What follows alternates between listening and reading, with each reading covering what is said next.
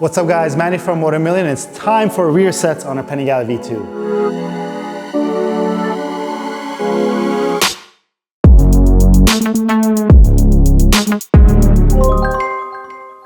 Well, we're moving right along with our Panigale V2 build and it's time for rear sets, but it's not just gonna be rear sets this episode.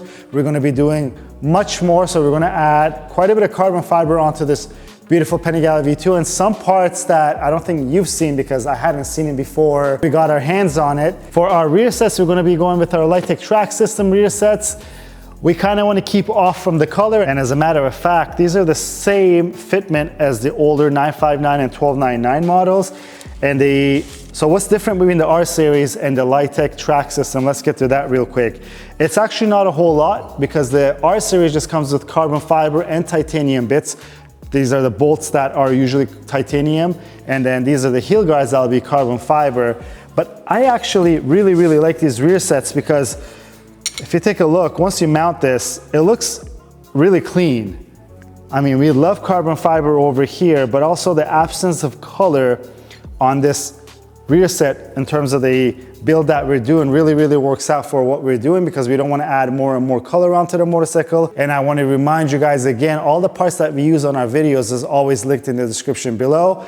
And we're not paid by anybody in terms of manufacturers, or we don't get any preferential treatment on the parts that we use.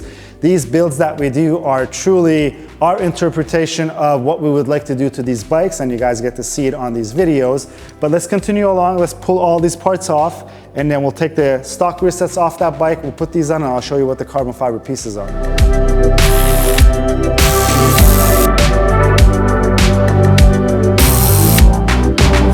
Well, our stock rear set is off, and this is kind of a testament to how far Ducatis have come because yes, it's not hard to remove it, but it's not as straightforward as removing the rear sets off, let's say something like a Panigale V4 or a Street Fighter V4. There's quite a bit of hardware that's in the way, but we got these off. We're gonna be grabbing our Lightech stuff, just mocking it up just to see how it fits. Also, it comes with instructions. And this is the left side, this is where the quick shifter is. It's a good time to upgrade your quick shifter. Unfortunately, we had a planning error, which our quick shifter is not here. We're gonna be using our Cordona quick shifter on this bike. We're gonna leave that to another episode. It's a quick swap over anyways, they're plug and play, but unfortunately in this episode, I won't be able to show you that quick shifter, but Lightech rear sets are coming in a few pieces, and this is basically the rear set mount piece that it comes with. It makes it a lot easier to have access to these bolts. As you can see, it basically is the first part of your rear set, and then it's modular, so we're gonna add the rest of the rear set pieces. I also wanna mention to you guys that this is not on the manual of the rear sets, nor is on the Ducati's manual, but you should probably use some Loctite. In this case, I'm just using blue Loctite. This is non-permanent, but it's better than not using any Loctite. These bikes actually have quite a bit of vibration that make loosen things like your rear set. Don't be that guy because I bet you it will come loose if you do not use Loctite. And if you're using an installer, make sure you remind them to use Loctite on your bolts. You don't need much, just a little bit. That way, you know everything's gonna be secure in place.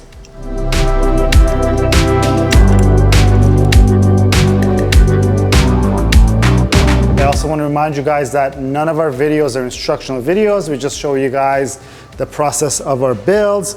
But you got to remove your quick shifter and mount it onto this piece that's right here off the bike, and then feed the quick shifter through, because there's no physical way that you could actually tighten this onto here with the bolts the way that it goes on there. There's really no movement.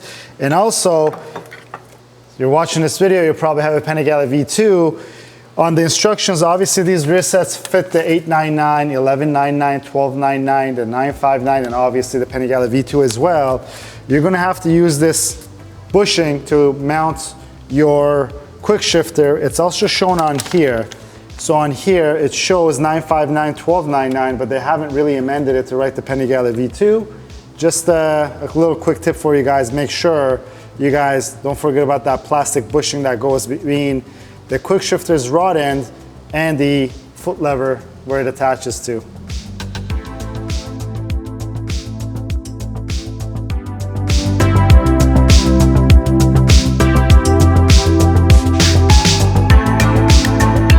So the base of our rear sets are mounted and you could pretty much see it starting to take shape. Now we're going to install our foot pegs and our toe peg. The foot peg adjustments are obviously pretty simple and easy. They're right here. You could adjust them to any of these locations. And the toe peg basically goes on either this way, or if you need it shorter, you could also make it this way.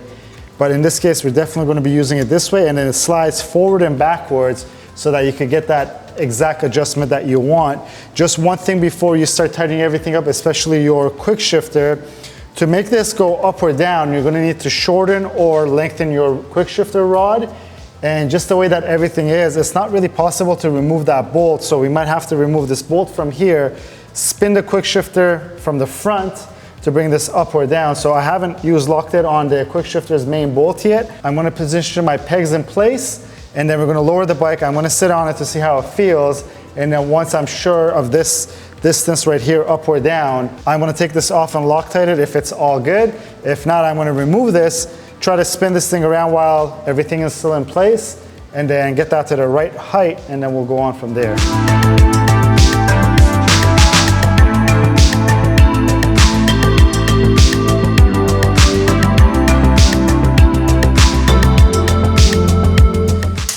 Well, there we go. The left side's done. This side's actually the easier side of both sides because we don't have the brake master cylinder to deal with, and also the brake light switch, which we'll get to.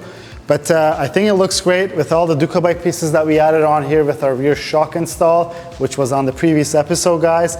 It's looking great. Don't forget, we're missing the complete body panels on this side of the bike. But when I just focus on this point, it looks beautiful. And it's continuing on with the black and silver and gray tones on this bike, which these rear sets played off really well. Let me quickly put back the zip ties and everything else that we have to put over here on this side, and then we'll jump onto the other side of the bike where we'll probably scratch our heads a little bit.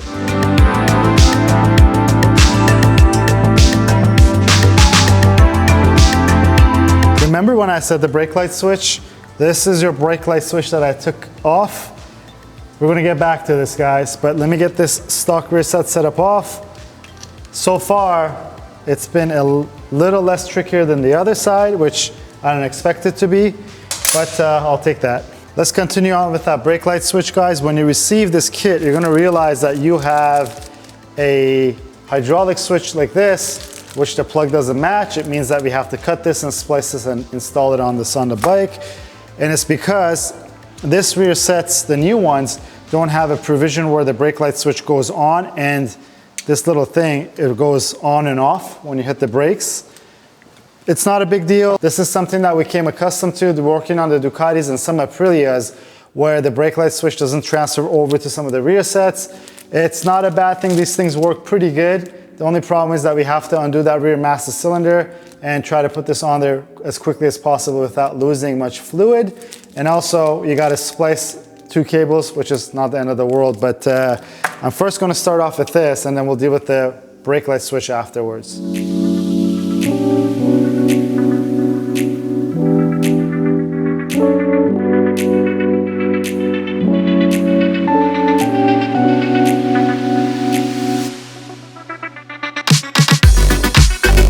Okay, almost everything is on our rear sets, but I want to show you guys the most important bolt on your rear sets. It's this piece right here, is your brake stop, where your brake lever stops. This is your foot brake lever, by the way. And if you take a look, there is slight free play over here where it's not causing any pressure on the rear master cylinder. You really want to watch out for this, because if you put it to a location where the master cylinder is being applied pressure on, which means that you're applying brakes on, you're going to start dragging your rear brake, which means this won't spin freely like this, and it's going to generate a lot of heat because this brake is clamping onto that rotor. In the case of a wheel like this, it's not that big of a deal, because sure, you're going to probably have a glowing red rear rotor, and you're going to realize it's probably going to seize on you, or you're going to boil your rear brake fluid. But if you're running a carbon fiber wheel, the only time that I've seen the BSC carbon fiber wheels fail on the Ducatis is when this rear brake is being applied because of this not being set correctly, and it generates a lot of heat. Carbon fiber doesn't like heat, so you really want to make sure this is in the case of every single rear set you install on your motorcycles. Even the stock rear sets that you take off has some sort of an adjustment for this, for compensate for this free plate. Just wanted to give you guys a little tip and make sure that you guys are safe out there. And whoever is installing your rear sets, make sure you ask them, did you check the rear brake drag, and make sure that there's no rear brake drag, because that's the last thing you want once a rear slit has been touched. This is a brake light switch that we took off our bike. As you can see, connector is totally different from what comes on this brake light switch. It's not going to work. You're going to have to splice it. It's not in the instructions, but this is not hard. It's just 2 wires. I just already measured it up to try to make it as clean as possible. And just a quick tip again, if you are going to tighten this little elbow here comes off, so you could tighten it on there, and then you could put this elbow back on to the position that you want it to be. Well, let's get wiring.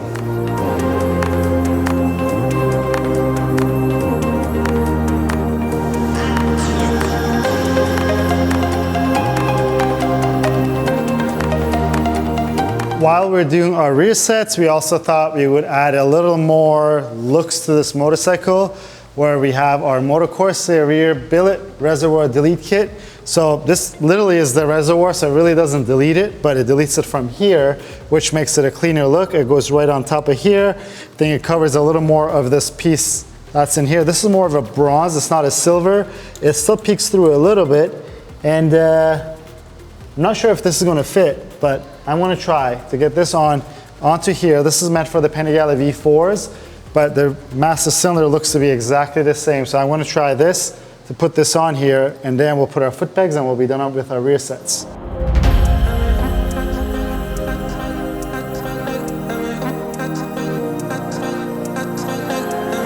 Well, that's the rear set, guys. One more step left. Let's try this brake light, so to make sure that this brake light switch that we installed works. It is pretty simple, and the lights come on and off. Now we know our brake lights work. We're good to go. One thing that I probably will do off camera is I'm gonna chop this piece over here where the rear brake reservoir mount was, to give it a more cleaner look here. Speaking of cleaner look, I'm gonna talk to you about this rear fender, because last time you guys saw us install the rear shock, we had to take this off. It was the time to change something, and that's your rear fender. But also, we're gonna remove our rear passenger foot pegs. It's something very simple, but you need these 2 bushings that come with the bike. I think they come with the bike. And if they don't, just pop into your local dealer. They know exactly what bushings you're talking about. It just spaces this part right over here.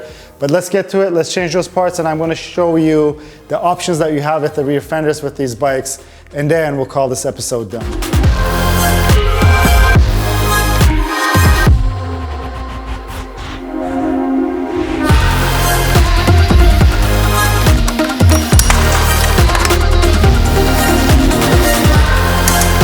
The rear passenger foot pegs removed, and you're probably thinking it's a good time to change this rear heat shield to a carbon fiber one. It probably is, but you got to pull the tank for that, because there's a couple bolts right under the tank that still hold this in place. We're going to leave that for another episode where we pull the tank off to do our filter. But let me show you these pieces. These are the spacers that you need. Basically, it goes into the place where your passenger foot peg pieces were, right here. And then once you tighten it, it just keeps it perfectly spaced. Before we lose anything, I want to try to tighten them right away. Well, that's pretty much it, guys. That was a quick little, let's call it an upgrade, to remove these passenger rear pegs. It loses some weight, loses quite a bit of weight. I want to weigh these right now for you, because you guys are probably wondering. Well, scales on. Here we go. 2.08 pounds saved. Those bushings barely weigh anything. Let's call it 2 pounds. 2 pounds saved off the back from the top of the bike by just removing these. Okay, it's time for carbon fiber now. Well, you're probably wondering where our hugger is. We're gonna get to that. Before the hugger, we have our rear wire cover, which is this piece. It's normally plastic. I think this is a really, really cool dress-up piece. This is by Full 6. Almost all the other carbon fiber that we're using on this bike is Full 6 carbon as well. It's gonna be a straight swap. So let me take this off, put that piece on, and then I'm gonna show you your options with your rear hugger on this bike.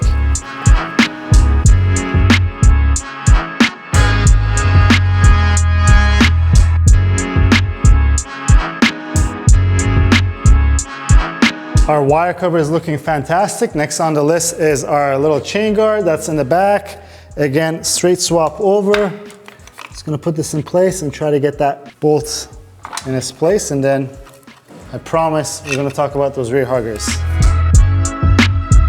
Here's both options for your rear huggers. I said you guys are gonna have options. This is the long hugger, this is the short hugger. The long hugger is the length of the stock rear hugger on a V2, on a Panigale V2. And the short one is, I believe these were used on the 1199s and then also 1299s. And then on the Panigale V2, they made the hugger a little longer. I kind of like the look of this. And just a note, if you get the short hugger, make sure you have your hardware with it, because you need to have a little spacer that goes on the side of the bike to get it installed. But let's get this on the bike. Then I think we'll be finished with this episode.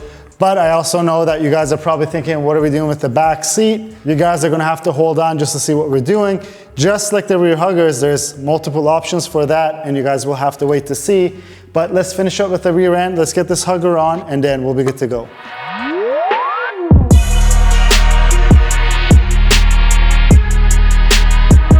Well, that's it, guys. We put our Lightech rear sets on with that Moto Corsa integrated reservoir on the right side. I know that the rear sets look beautiful, but they function really, really well as well. We've been using Lightech on plenty of our builds.